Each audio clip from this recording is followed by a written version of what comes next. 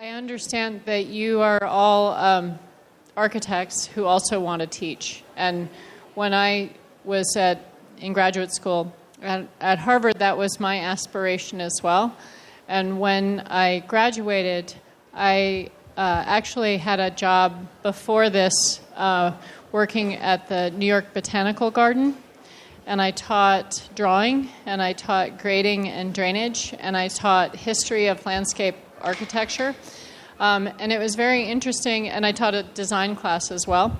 It was interesting and very rewarding, but I had to stop doing that when I had children, because basically I couldn't have babies and teach and try to practice while working for other people. It just didn't work. So I took some time off until my kids got a little bit older, and also took time off from teaching. I mean, I still practiced, but I did practice and raise small children. But I worked for other people for about 10 years after graduate school. And then when I started my own firm in 2005, I had more flexibility, and that's when I started teaching again. And my first job teaching was at City College, and I worked with a landscape architect named Denise Hoffman Brandt, and we co-taught a studio looking at Red Hook. I'm both a landscape architect and an architect, and I teach in both landscape architecture programs and in architecture programs with a focus really on urban design. And in this case, we were looking at Red Hook. This is, that's Governor's Island. This is Brooklyn. That's Governor's Island. This is the Hook, a Red Hook. And this is an area that 10 years ago was really very degraded and underutilized, and now it's become sort of a hot new place. But it has a lot of industrial artifacts. I can't say it's still an industrial neighborhood, but it was kind of ripe for redevelopment. And what we were trying to do in this studio was to look at the potential for making a productive landscape. And so the students had to interpret what that means. And productivity might mean a new economic system. It might mean making a landscape that actually could be restorative. But they had to think about these issues, and they had to really, we built this large model, and they had to put their interventions in the model. And, some of them came up with ideas about wind and making new park space. But it was an interesting studio, and it was a good way to kind of get back into teaching. I taught there for a couple of years, and I taught not only studio classes, but also history and theory. And then I got a job working or teaching at the Harvard Graduate School of Design. And there were two studios that I did there. One was in Flushing and one was on Lower Manhattan. So the first studio was over in Flushing Meadows Park, which is over. Sorry, I'm being tired. Is over here, and then Lower Manhattan you probably recognize, but I figured Flushing might be a little bit more mysterious. But the Flushing studio was actually a core studio. At Harvard, they were experimenting with having the first-year architects and the first-year landscape architects work together to do research on a site. And so we did a lot of historical research together. And then ultimately, sort of at the end of the studio, we divided apart and came up with separate studio projects. But when we did the presentation to the whole sort of school, it was a lot of people, because there are, I think, 70 first-year architects and about 30 or 40 first-year landscape architects. So it was a big group. And so we needed to introduce the architects to ideas about natural systems. And so we did this presentation where we looked at sort of the macro issues of this is, the entire East Coast. It's really interesting when you look at a map at this scale to start to see the geology. This is the Appalachian Mountain Range. So introducing those ideas and then also showing that, Manhattan is really this kind of it looks very paved, right? In this, the whole metropolitan area seems very paved. So kind of zooming in and having them think about urban issues at a regional scale, and then thinking about the history of what this site was, that it was this swamp that was redeveloped over time, in part because some of the infrastructure that went in, there was a train line that went in, but this was still a very swampy area. But these towns started to develop in the region, and they started to come together, and there was a lot of fill that was created. But the infrastructure led to a lot of development in the region. And the other thing that really changed this landscape was it became a place of waste distribution. So the primary source of heat in New York City was the burning of coal. And so all of the coal ash needed somewhere to be dumped. And so they started to use that coal ash to dump in this wetland to fill it.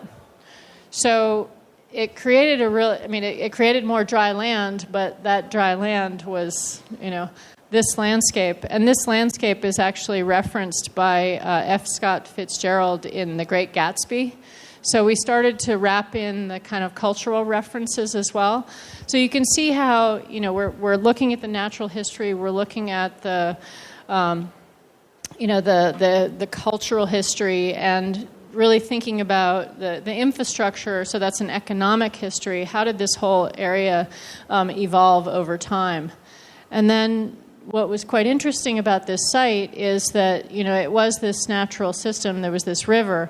And the meanders of this river, there's a very distinct skinny path, but the way rivers work is that there's actually this wider path that is where that river has historically gone. So that's an idea that, the architects might not have been thinking about, or even the landscape architects who had never really studied ecology.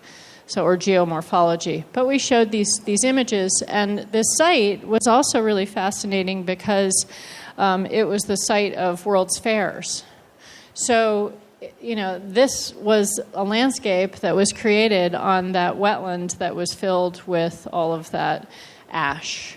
And this was created, there was one in the 1800s, and then there was another one created by Robert Moses. Here you can see 1939 World's Fair. Sorry, there was also the 1939 was really the one that everybody remembers, and it's the one or everybody living remembers, and it's the one that has left the most iconic architecture on the site. So, it's this landscape that was also created by Robert Moses, who had a great impact on New York City. Because of all the infrastructure that exists, and it became this kind of industrial landscape. And Moses, created these really wonderful parks and playgrounds, but he also, created a lot of these freeways that run through the site. So now the site is really filled with industry. It has a lot of chop shops and a lot of these, highway structures, and it also is right next to the airport. So it's pretty complicated. And it's also a site that it doesn't have a lot of urbanity to it. So it was hard to, they had to kind of think differently maybe about how they might design. But it was this really pretty fascinating landscape with this amazing cultural history. So in any case, we had them then think about, this was the site that we gave them. And we had them think about what it could be over time, but then we also introduced the idea of sea level rise, because this is at level 0. and this is it with a 100-year flood with 10 feet of water, and this is it with 12 feet of water, so a 500-year flood, and this is it with a Category 2 storm surge. So it's an area that will be completely inundated with water. We needed them to sort of think about that and predict that future and design an architecture and a landscape architecture that would respond to that. So, and I'm not going to show you examples from that, but I will show examples from this one, because then following that project or that studio, I did another studio co-teaching with Stephen Cassell, who's a principal at ARO. And you guys may know their work. It's really wonderful. They were our partners for this project, which was the Rising Currents project, which this work is now in the permanent collection of the Museum of Modern Art. And what we looked at in our museum work was how to basically completely redesign the infrastructure of Lower Manhattan to make the city more resilient to a big storm, which actually happened 2 years later with Sandy. So we approached the city government about doing a next phase of the project, and we approached basically the Lower Manhattan Development Corporation, and they said, well, gosh, we're kind of busy doing the World Trade Center project. We don't really have any more money. Why don't you look a little bit further north, like up near the Brooklyn Bridge and up between the Brooklyn Bridge and the Manhattan Bridge?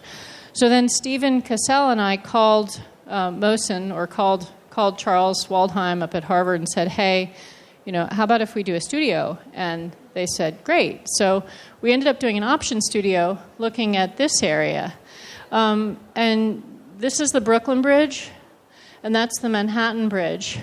And this is the financial district. This is Ground Zero and City Hall. So you can see it's a really very urban area, but it's very constrained by this infrastructure. And the courts are here, and the police department is right here. So it's a site and it also has a lot of public housing. So it's a very sort of rich, complex urban site.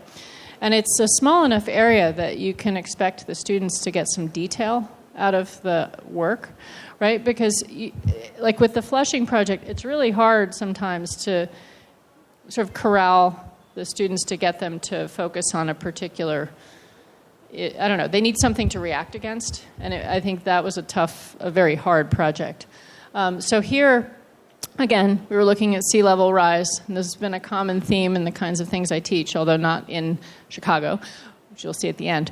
But here we were looking at the area that would be inundated by 6 feet of sea level rise and 18 feet of storm surge. And this was the presentation, the slides that I'm showing you, and the slides that I showed subsequent to this for the Flushing project, were the slides that I showed as an introduction to the studio. Because at Harvard, you have to get up and present what you're going to talk about or what you're going to study in the studio, and the students get to pick you. So you need to make a good presentation. So I made it a little slicker, but it's important that you make a very compelling presentation to the students so that you get the best students, because if you get the best students, then you get the best work out of it, and you have the most interesting conversations, and it feels much more rewarding. So in any case, we referenced this kind of historical map, which was created by Egbert Ville, I think in 1865, something like that. But you can see that the area also had it had these historic wetlands, basically. So it's a site that was very vulnerable to climate change impacts. And it's also a site that had this kind of strange abandoned infrastructure that was left after 9/11. This ramp was considered to be too close to the police department headquarters so that you could drive a truck on it, and if you blew up the truck on this ramp, you might be able to have an impact on the police department. So they basically abandoned that. So that became a site, and this is what the place looks like. It's a fortress. This is all around the police department.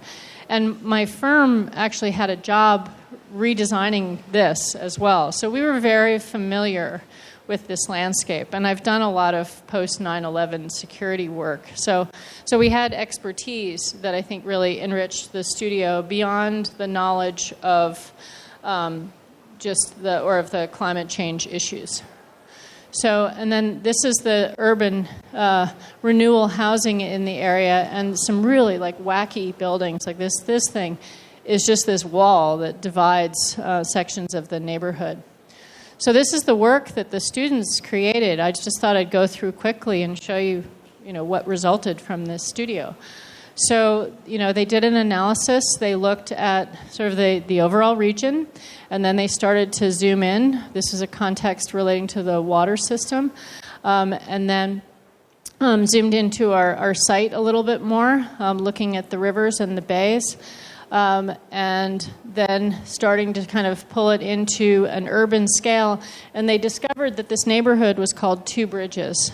So that was something that, Stephen and I didn't actually even know going into it. But now we're working for the Two Bridges organization, which is a not-for-profit doing work in the area. So you can see that there's a lot of public housing, a little bit of open space, but it's really so well located. It's just below Chinatown, and it's really near this civic center. But it's a very chaotic neighborhood. Parts of it are quite tight and constrained, and then this area actually is prone to a lot of flooding and had a lot of subgrade housing. And then we also have this waterfront that had just been redone, and then a bunch of these buildings are now gone. Like this Pier 17 building is gone, and there's a new development going in there. So then, they said, okay, it's a statement that a lot of the city's critical infrastructure is less than 10 feet above mean sea level. And then it would only take high water level of 4.9 to 5.7 feet above mean sea level to cause flooding in some of southern Manhattan. So they're sort of stating the case for what they're doing, and then they showed this dramatic image. And they worked in pairs, but they also did some group analysis. But this was done by one particular student. They created this graphic. And another one created this. So they're figuring out ways of communicating the idea that this water is going to come in and it's going to find particular boundaries around these buildings. And then they also started to look at some of the geophysical issues, looking at where the bedrock was and where that water would go, and starting to sort of pull apart the site and its tectonics. And this studio had a combination of architects and landscape architects. They were all graduate students. So I think there were some that had undergraduate architecture, and then some that had just liberal arts undergraduate degrees. So it was a real mixture. And you can sort of see it. You'll see it in the quality of the work. Some of it's very professional, and some of it's a little...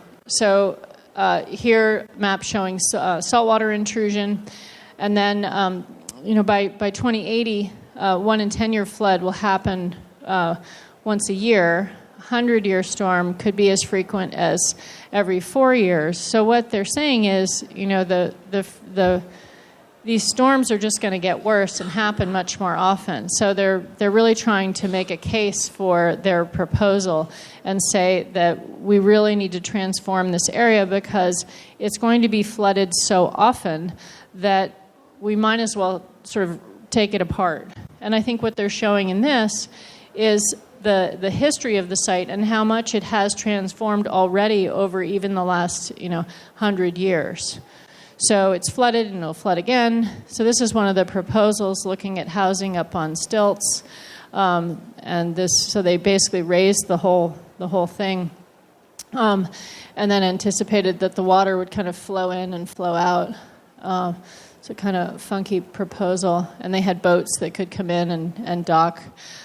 So she was really working a lot in section with a very architectural, and I mean that just because it's sort of a very sort of hard-edged kind of idea. And And then this one had a kind of softer scheme where she was creating these protective wetlands, and she decided to keep the public housing and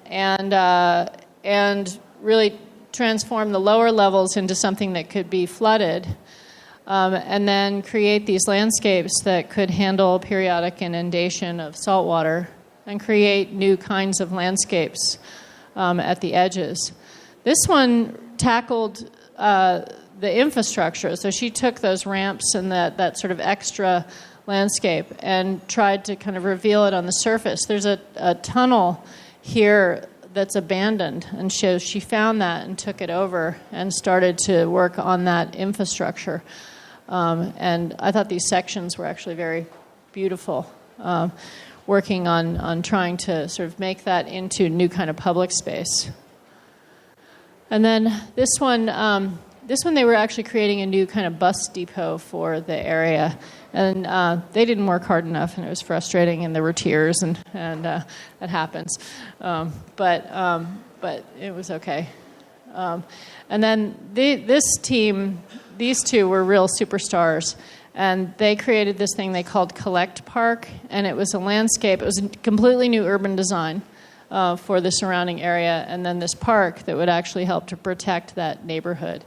So they did these maps of anticipated flooding, existing green space, their green spine concept, and they referenced that historical map. This is where Canal Street. Canal Street's like right over here, and this was where the historic kind of wet land was. So they referenced that to figure out how they designed this landscape, and then looked for a way to create their own new urban scheme. And looking at the seawall, they created these areas of marsh and looked at how they might create different sort of zones of development that would treat the water in different ways. And they mapped the hydrology, the planting strategy, cultural elements, building massing, and master plan. I'll also leave this so you guys can have a copy, and so you can so you don't have to take notes on it. And then they pulled us apart. Now, this presentation was something that I actually had them give to the public agencies after we finished the studio. This was a compilation of all of that work, and we had the head of the DOT and the head of the Parks Department and the head of the department, or people from the Mayor's Office of Long-Term Planning and Sustainability. So they were in the audience, and the students got to present to them, which was really valuable. But first, we had a real studio review. So we had architects and landscape architects reviewing them at Harvard, and then we brought them down to New York, and then they presented to the public officials. And I think that's a good way to do it. You don't want the public officials in your reviews at school, because they derail the conversation, and it's not very productive. It's better to get good design advice first and then present to the public officials who have oftentimes kind of strange agendas. Hey. So then this was their development of buildings. They had never done any buildings before, but they figured out how to do this kind of urban planning or urban, massing work. And this was their scheme and model, pulling apart the planting strategy. They got into the specifics of the kinds of trees that could handle the salt. And how that could create different levels of kind of urbanity or urban forest within it. So, and then they added a layer of cultural elements into the mix, and did all these, views. Then this one, I'm trying to remember who this was. Oh, this was Samkeet. He was actually pretty amazing. He did some really remarkable work. He basically blew out the whole neighborhood and started over again. But you can see there, he also was recognizing that kind of core where all the water was going to be. And he looked at also creating some landscapes off of the shore, and then this urban center, new buildings, in different areas, and then had a strategy for land use, street system, pedestrian circulation, park and open space, green infrastructure, and drainage patterns. So it's a sort of mapping of the overlaying these different systems and making them all work together. And he had the landscape strategy looking at land use patterns and traffic patterns, circulation, flow, and climate patterns. So that was really a shade and shadow. It got really loud all of a sudden. And then he did a he actually calculated the amount of water that was entering the site, and so he figured out how much water he had to detain. And he quantified it all so that he knew exactly what he was doing with his freshwater stormwater. And then he created this landscape that could actually handle that. And so he had a landscape for screening, so a way to block the noise, something for detaining the water from the upland areas, places for watching, places for sitting, sightseeing, recharging, playing, and gathering. So he's sort of breaking apart these urban issues and thinking about how they could all come together into a system. So he had this, he said, okay, if the existing site is a 1.5-inch slope, he's cutting that apart and reshaping the landscape. And he broke it down into this sort of cut and fill system, and then thought about how the programs would play out across that. And then I don't know what this was about. I don't remember. But anyway, he was creating, I guess he had some of the part that was in the shade and some part that was in the sun. And then he created this whole urban park that would hold all this water. So here you can see this is it filling up with water over time. And then he had plants that could handle that additional water. And then he got a little more detailed with his landscape design and created this whole system for how, like a paving system. He got really detailed. Like the city agencies were ready to hire him. It was pretty funny. They're like, okay, yeah, we're ready. Bring it on. But it was amazing. I mean, it was this whole new urban plan. This is his paving system, and he had it distributed too, so that you wouldn't necessarily. It was in zones so that you didn't have to walk on it, because we said, look, you're not always going to walk on that kind of holy landscape, or that landscape with all the perforations in it. So, oops, sorry, just sort of going quickly. Is there a lot? So he did a tremendous amount of work. It was really incredible, and it was pretty terrific to see. He down to the paving. It was amazing. Yeah, from urban scale to paver. Yeah. How long? This was for a semester. So January to May. Yeah. Him. One guy did all that. He was amazing. He yeah. Some people like Nina and the one before this, they worked in a pair, but this guy did it all on his own. So they spent the first, and the majority of this work was done, I would say, over a 2.5 month period, because we spent the first month doing a lot of site analysis. But the other thing is that Stephen Cassell and I gave them all of our MoMA work. So they had that as the base. So they had a 3-dimensional model of Lower Manhattan. You should take it. We had, we had quantified the rainfall and taught them how to do that kind of data analysis. They knew where the water was going to go. So, but he did all this design work so quickly. But yeah, like amazing. He came and worked in my office. It was good. Yeah. Right. But I mean, look at this. It's just like he's got all these different views. He's got all these different ideas. It's like here's the wet landscape, and it was beautiful. I mean, yeah. And then this guy, was almost as intense.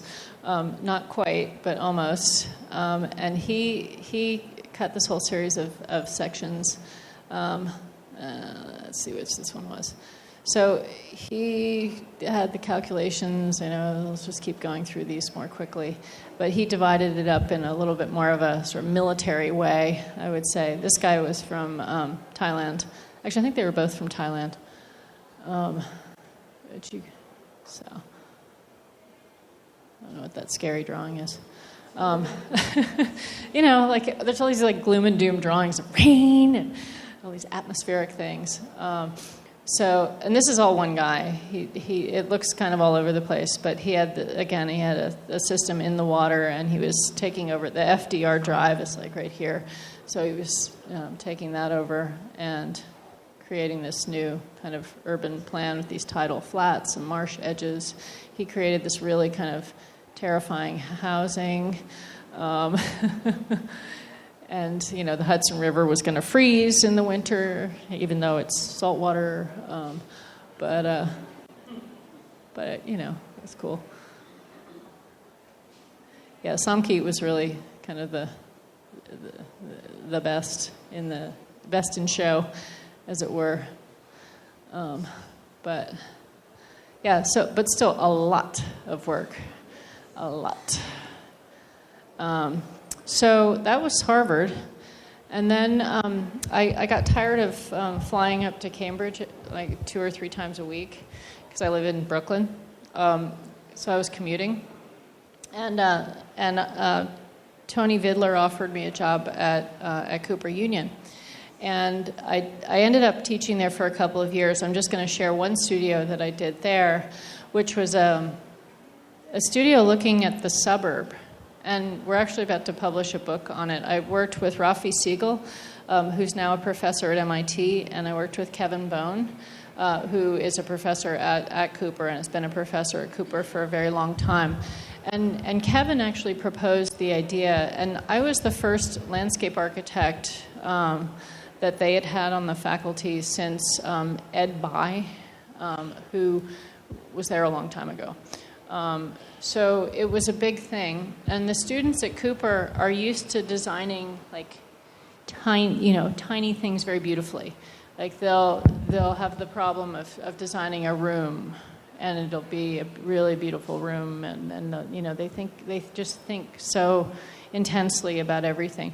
But our job in this studio is to introduce them to larger scale design issues, and historically the way this studio had run at Cooper is they would look at the city. They'd look at the Gowanus Canal, or they'd look at the Brooklyn Navy Yard, or they'd look at Manhattanville campus of Columbia, or something like that. And we decided to just really mix it up and look at the American suburb.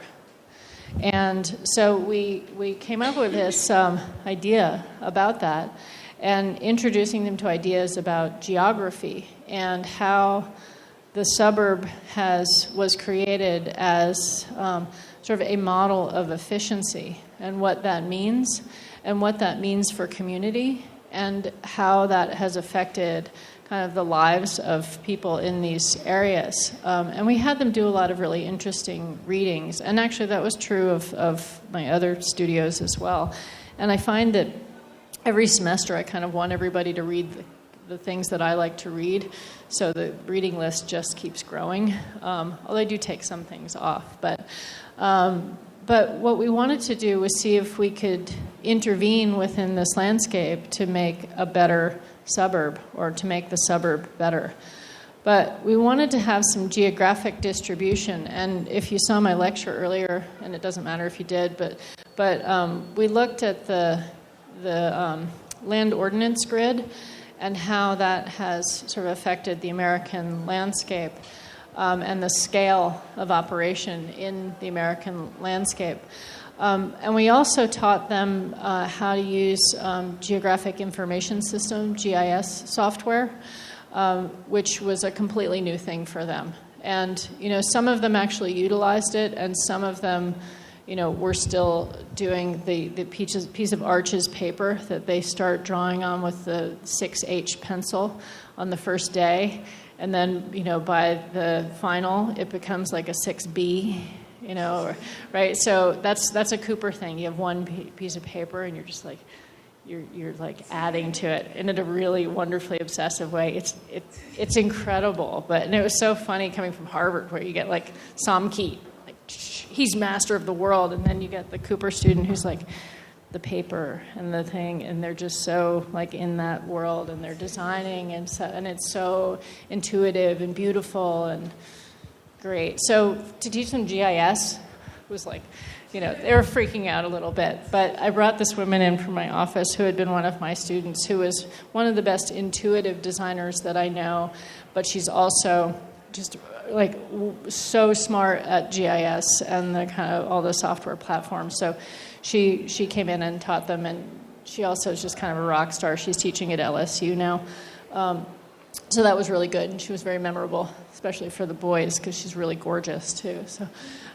So what we did was introduce ideas about architecture, landscape, and urbanism, and teach them about natural systems and how they would affect these sites. But then also that there were these geographic overlays that might create patterns that they would see in their landscapes. And we provided them with this analysis. So, we had some basic information about weather and hurricanes, tornadoes, maximum average temperature.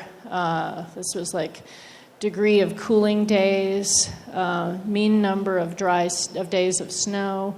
So a lot of sort of climate issues. And then some basic sort of population issues, elevation, and the coordinates. So that way they could also place their projects. And then a scale.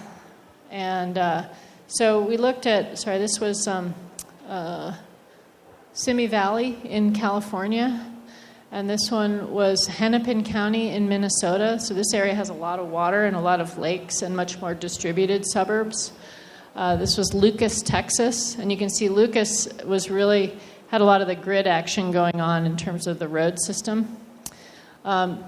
And then Mission Viejo in California, and this is like so classic suburb, like mush the curves into the hills, and it was hard to walk from one house to another house because there are no sidewalks, and it's just have a challenging environment if you actually want to be a pedestrian or have any sense of community. And then Aurora, Colorado, which has a huge military base on it and some natural features, but it was a really dysfunctional area. So anyway, so we looked at all of this, and it really yielded some fascinating work that I'm actually not going to share today. But just to give you an idea of how we organized it, so the first portion, we had a short 1-week exercise working in groups where we were examining sort of some of these geographic issues. And then in the second portion, each student was asked to choose a single square mile within the township and really look at identify an element or a point or a space or a condition from where they might have a transformative action. So we were trying to take them from the massive scale into something that they might understand as Cooper Union students. And then we sort of had them sort of pull back a little bit and work at a slightly larger scale in the third phase and actually intervene with something. And so people, some people created pieces of infrastructure. Some people, they were Cooper, so, of course there's one who's creating like the artist retreat thing, fire tower, but that wasn't what it was supposed to be about, but they did, but that's okay. But some created community centers, some created kind of larger landscapes, some created systems where they were looking at sort of how the water was managed or how the energy was produced on the site. So it was a pretty great studio. Going. Then after that, I did teach I taught there. I I taught there in the fall, and then the spring I taught at Syracuse. And here we were looking at the Brooklyn Navy Yard. And I'm actually just going to show the work, because here what we were doing is trying to figure out how to sort of create greater density or new programs for the Brooklyn Navy Yard. So, but again, this one had a kind of climate change imperative of thinking about the areas that were going to be flooded and how they might prepare for that. So we had them look at the history of the Navy Yard and the sort of incredible transformation that it underwent over time, and then really laid out objectives for the studio that sort of talked about how to enhance the Navy Yard property, and in particular look at this area, because that was an area that had been identified by the Navy Yard Corporation as where they were hoping we would sort of do some investigations. So the students picked programs. They came up with these themselves. One had a fish farm, one had industrial agriculture, one made an energy park. There was plastic recycling, a live-work rental studio, and an art barge. So it was a relatively small studio. And then these are the live-work studios on the site, and she created this whole kind of greenscaping plan for it as well. Some of this work and the organization of her plan. So here, she was really trying to create this long linear landscape that had a degree of kind of permeability at the ground level and communication, internal circulation cores. So this was the art barge, where he was actually putting art on this barge that would come in as an amenity that people would come and see. So he was taking an existing barge and kind of repurposing it. Oops, my phone ringing. And this was kind of wacky. And then this one was a plastics recycling laboratory. This student was really talented, actually. And she had created this whole really kind of enormous facility for recycling plastic bottles. And she figured out how many plastic bottles were being produced by New York City every week, and then how they could all be processed in this facility. So I'll just sort of go. I'm going to go a little faster here.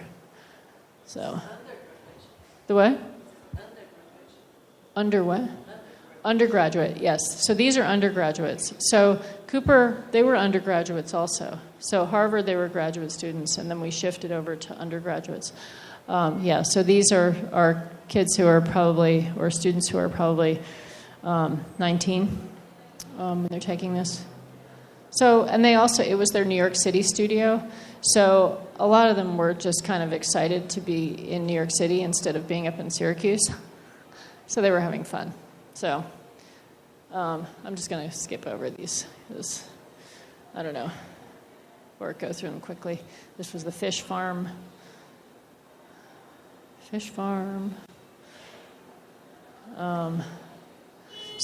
And then I think Florida, I didn't bring anything from that one. Then Wash U, this one I think is kind of fun, because what I did here was, this was the introduction. I had them look at a train line in New York City, basically the JMZ train lines, and they run from Lower Manhattan over into Brooklyn. You can see it's this sort of taupey color. And I had them think about what these elevated spaces do to the city and their kind of impact, and how they can be these beautiful pieces of infrastructure, and they also have this kind of wonderful filtered light, but this is a really chaotic landscape that's can be quite dangerous. And then the area includes these very busy transit hubs, and of course, had to think about sort of, references to Jay-Z, since I had called it the JMZ. Brought in the soundtrack. Again, you get the best students if you do a really good presentation at the beginning. and thought about the sort of iconic qualities. His name is Chris. It's not Jay-Z, right? So, and there was some debate about, like, well, is he actually calling himself Jay-Z because of the subway? And I don't know. So anyway, so I used it, and it was useful.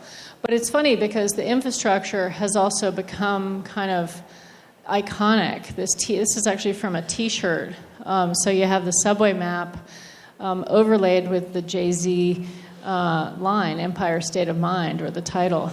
And but we started thinking about sort of how that could be incorporated into this whole urban design scheme, and also bringing on some of the new mayor's initiative, this thing called Vision Zero, and how we could make it safer. These are all fatalities in New York City that happen from people getting hit by cars. And then also incorporating ideas of rising tides, again, because some of the JMZ train line is within that zone. And that can have, this flooding is going to have a huge impact on New York City infrastructure. So what do they do about that? So right now, a lot of the subways get pumped, even without any sea level rise. So, it's a big issue. And then I also had them think about property values in New York City and what that might mean for their site. So they had to consider zoning. Because fundamentally, what I was doing is proposing that they do what we called a pop-up, a pilot, and then a permanent project. And in the pop-up, it was a quick project. And you were supposed to do an intervention that could be transformative for some area along the JMZ train line. But it could be something that doesn't really require any approvals. You go and you put out chairs. You do something that you can do without permission, right? It's like very sort of guerrilla. Then the pop-up was something that you might actually convince someone from an agency that they might want to try. So it's something that may involve, getting permission to do an experiment. And then the permanent phase was taking the middle phase of work and turning that into something that might have more lasting qualities. But in the permanent phase, I also said that it was 30 years in the future or 40 years in the future, and the city had 1 million more people. And they also had to relocate 800,000 people that couldn't live on the waterfront, which had been flooded, and they had to put them all along the JMZ train line. So they basically had to put about 1 million people along the JMZ train line. So that was the fun part, and they freaked out, and they didn't know what to do. But anyway, so. These are just, images of it. So the JMZ, it actually runs through some really cool neighborhoods with this kind of wild, beautiful wall paintings, which you have a lot of here, right? And then it was at the time where I was also doing the design trust work, looking at the 700 miles of under the elevated spaces in New York. So I had a lot of sort of thoughts on that space and the relationship between some of those under the elevated spaces and urban open spaces, intersection with capital projects that were happening in New York City. So we're giving them a lot of data to begin with, but they have to actually do something with it. I'm just going to skip these and get to their work. And then if you Google JMZ, you get this really cute dog. So I included that in the presentation, and it was good. Again, I got good students because of my cute puppy. So, but I want to show you a little bit of their work. I don't know how long we're okay? Okay. So that's almost the last thing, too. So this is a collection. Actually, I think I just included the work of one student who was particularly amazing. So he has, it's JMZ from collective form to urban tectonic. His name was Ben Yan. And these students were a combination of urban design, architecture, and landscape architecture at Washington University in St. Louis. So they were graduate students. But so he outlined past, present, and future. He did a whole analysis of the history of the area and the development of infrastructure in New York City, and then in particular looked at this train line, and then mapped out its path from Manhattan to Brooklyn to Queens. Oops. Where are we going? Okay, these are big drawings. Sorry. And then, let me go back.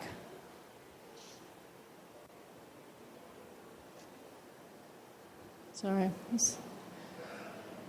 He didn't learn the lesson of sizing down your drawings. So he did a whole sort of demographic land use mapping exercise, and then looked at the building heights in the area. And it's pretty interesting. You know, there's definitely room for some density in here, and this is actually also the high ground of the city. So there's a lot of potential there. And then he looked at the median household income. So it's also fairly low rent, and you know, ripe for development because you have a subway line and there's all this cheap real estate along it.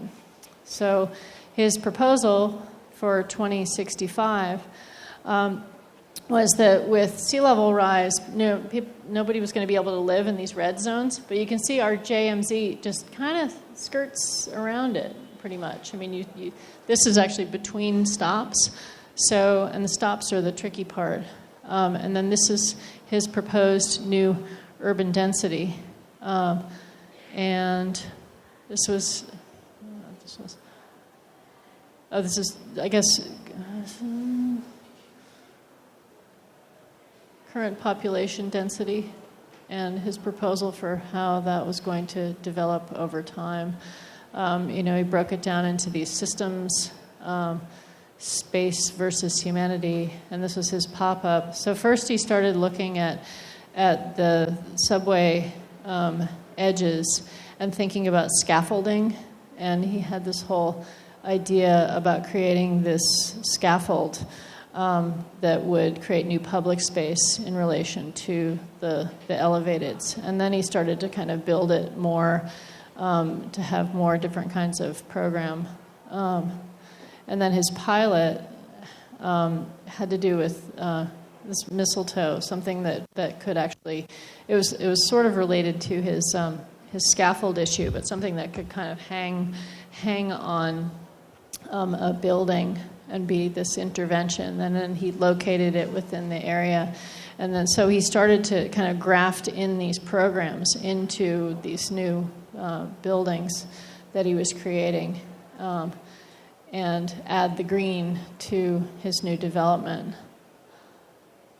And so, you know, they were kind of like his scaffolding idea, but they started to take on a much more sort of urban design presence.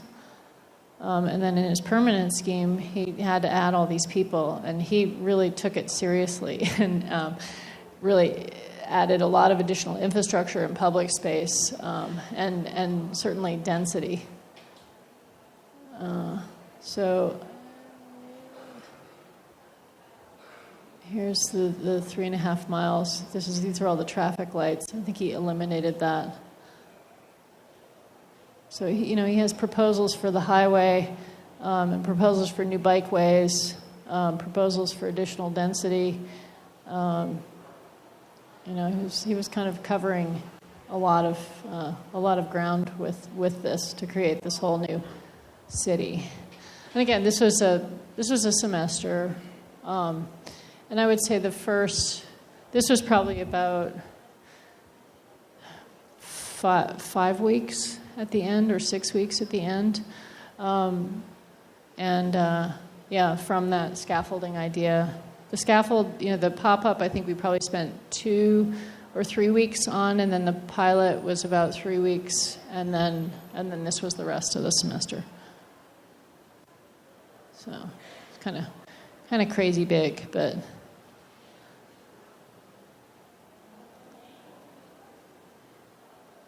and a little Blade Runner, but and then now I'm teaching at IIT, and what we're looking at is a Mies van der Rohe campus, It is, it was a planned unit development, and they wiped out all the housing that was there, and they put in a huge amount of public housing all around IIT. There were a lot of sort of beautiful historic buildings that were there, and it was kind of a black cultural center. It was the place where you'd go to listen to music, and it's a place where you'd also go to get drugs. So it was kind of a blighted area, but it was also a place of amazing kind of magic. But that got, cleansed by this, the modernist vision of the Mies campus. And, I think that the school has had a hard time kind of growing because of this legacy. Like, how do you work with Mies? It's a challenge. So this plan was done in 1996, and it was never adopted. And you can see there's a huge amount of additional density from that original plan. Like, really, most of that doesn't exist. But just to give you an idea of what the campus is like, most of the academic buildings, actually all of the academic buildings are on this side, and then all the residential buildings are on this side. And then there's the Cool House building is over in here, and there's a Helmut Jahn building in there. But so it's a real, it's really divided. And Cool House, I think, tried to kind of create more connections across with his campus center, and this is an image of that. It's a kind of funky building. It's really much more of a circulation machine than a place you want to inhabit, but it is fairly interesting. And then Helmut Jahn also created this new housing that is on the housing side, but it relates to the infrastructure, and that's his building. So far, what my students have done is, and they're like 2 weeks away from their final. Well, just to give you an idea of what I did with them.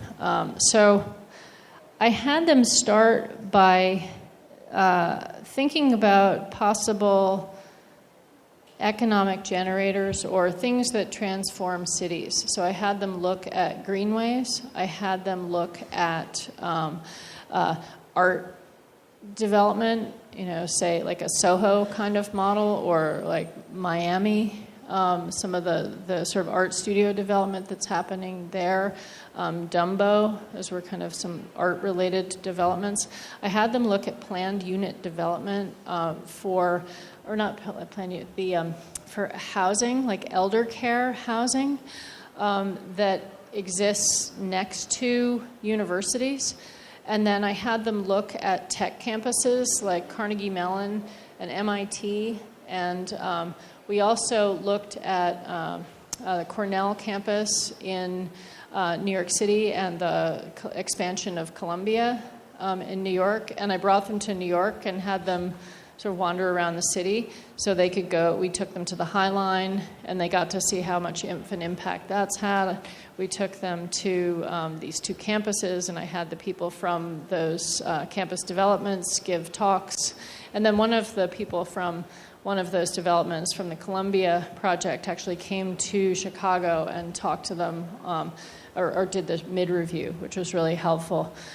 So they did a lot of precedent analysis for strategies that they could use to intervene on the campus. I think they also looked at hotels. Possible programs that might improve this campus. And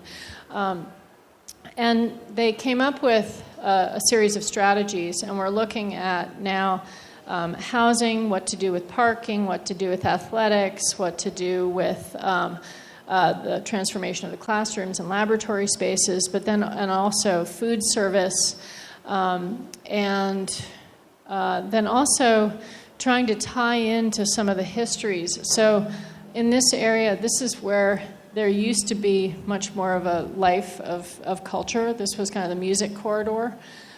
So we're having them kind of think about, we moved the music school from there over down to here to start to kind of create that new life. And then we also recognized that their athletic facilities were really bad, so we're working on changing that. And we eliminated all the parking in the center of campus.